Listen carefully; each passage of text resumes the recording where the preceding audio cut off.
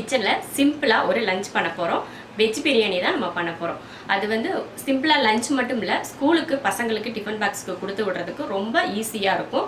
என்ன சாப்பாடு செய்யலாம் அப்படின்னு சொல்லி குழப்பமாக இருக்கிற நேரத்தில் சிம்பிளாக இது போல் ஒரு லஞ்ச் பண்ணி குழந்தைங்களுக்காக இருந்தாலும் சரி, நம்ம வீட்டில் பெரியவங்க வேலைக்கு போகிறவங்களா இருந்தாலும் சரி அவங்களுக்கு கொடுக்கலாம்.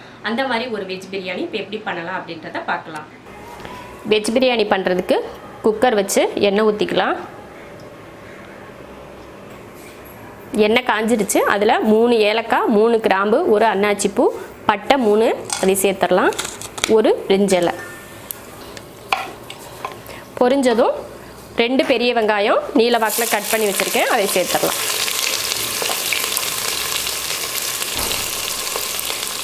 நாலு பச்சை மிளகாய்,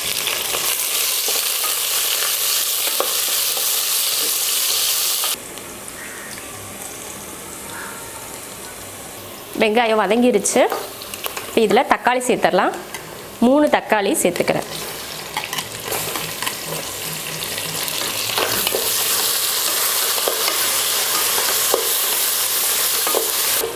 தக்காளி நல்லா வதங்கினதுமே பீன்ஸ், கேரட், உருளைக்கிழங்கு முனியும் சேர்த்துக்கிறேன்.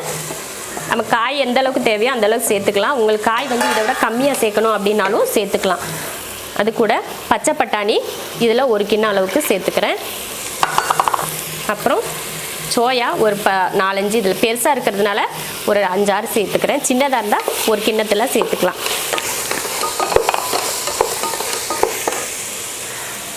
புதினா மல்லித்தலை,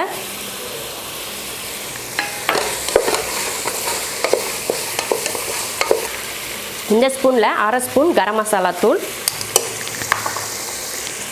3/4 ஸ்பூன் மிளகாத்தூள். மிளகாத்தூள் வந்து காரத்துக்காக மட்டும்தான், காரம் தேவையில்லை அப்படின்னா மிளகாத்தூள் சேர்த்துக்க தேவையில்லை.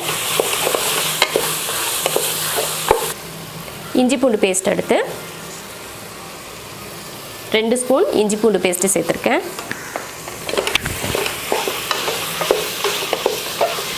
கொஞ்சம் லெமன் புழிஞ்சிக்கலாம். அடுத்து இந்த ஸ்பூனில் 3 ஸ்பூன் தயிர் சேர்த்துக்கிறேன்.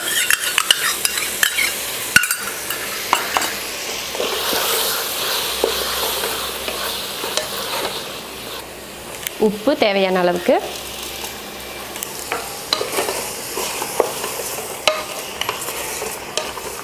காய் வந்து நம்ம விருப்பம்தான். இது கூட காலிஃப்ளவர் இருந்தால் கூட காலிஃப்ளவர் கூட சேர்த்துக்கலாம். இப்போ இது தயிர் லெமன்லாம் போட்டு கலந்ததுக்கப்புறம் அரிசியை தண்ணியை வடிச்சிட்டு சேர்த்துக்கலாம்.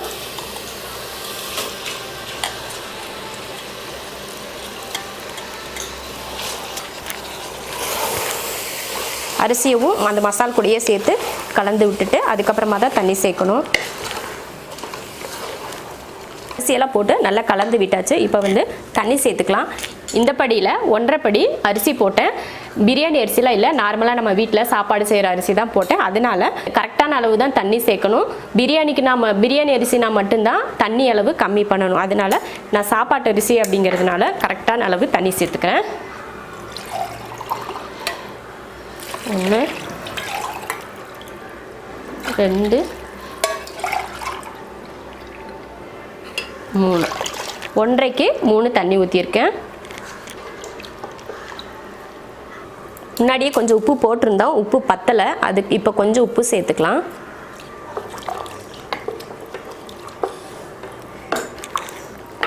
அவ்வளோதான், உப்பு போட்டு கலந்து விட்டாச்சு. கொதிக்கிற வரைக்கும் சும்மா மூடி வைக்கலாம். கொதித்ததுக்கப்புறம் குக்கர் மூடி போட்டு விசில் போட்டுக்கலாம். இப்போ நல்லா கொதிக்க ஆரம்பிச்சிருச்சு. இப்போ மூடி போட்டுக்கலாம். குக்கர் மூடி போட்டு விசில் போட்டாச்சு. 2 விசில் விட்டு ஆஃப் பண்ணிக்கலாம். 2 விசில் விட்டு ஆஃப் பண்ணி ஸ்டீமெல்லாம் இறங்கிடுச்சு. சூப்பராக வெஜ் பிரியாணி ரெடியாக இருக்குது. நம்ம வீட்டில் எப்பயுமே நார்மலாக சாப்பாடு செய்கிற அரிசியில் தான் செஞ்சுருக்கேன். அதுவே ரொம்ப நல்லா வந்திருக்கு. அவ்வளோதான். இது போல் பெரியவங்களுக்கு சின்னவங்களுக்கெல்லாம் லஞ்சுக்கு இது கொடுத்து அனுப்புறதுக்கு ரொம்ப ஈஸியாக இருக்கும். இது போல் செஞ்சு கொடுத்து அனுப்பி பாருங்கள். உங்களுக்கும் என்ன லஞ்ச் கொடுத்து விட்றது அப்படின்னு யோசிக்கிற நேரத்தில் டக்குன்னு இந்த பிரியாணி செஞ்சு கொடுத்து அனுப்பலாம். அந்தளவுக்கு ரொம்ப ஈஸியாக இருக்கும். ரொம்ப நேரம்லாம் எடுத்துக்காது. ஒரே ரைஸ் தான். இதுக்கு தொட்டுக்கிறதுக்கு தயிர் பச்சடி மட்டுமே வச்சுக்கிட்டிங்கன்னா கூட ரொம்ப நல்லாயிருக்கும். குழந்தைங்களுக்கு ஸ்கூலுக்கு போகிறதுக்கு லஞ்சுக்கும் இதே போல் கொடுத்து அனுப்பி பாருங்கள். ரொம்ப விரும்பி டிஃபன் பாக்ஸ் காலியாக தான் கொண்டு வருவாங்க. குழந்தைங்களுக்கு பிரியாணினாலே ரொம்ப பிடிக்கும். இந்த மாதிரி வெஜ் பிரியாணியும் செஞ்சு கொடுத்து அனுப்புங்க. ரொம்ப நல்லாயிருக்கும். இந்த வீடியோ உங்களுக்கு பிடிச்சிருந்தா லைக் பண்ணுங்கள். மற்றவங்களும் பார்க்கணுன்னு நினச்சிங்கன்னா ஷேர் பண்ணுங்கள். மறக்காமல் நம்ம சேனலை சப்ஸ்கிரைப் பண்ணிவிட்டு பக்கத்தில் இருக்க பெல் பட்டனை ப்ரெஸ் பண்ணுங்கள்.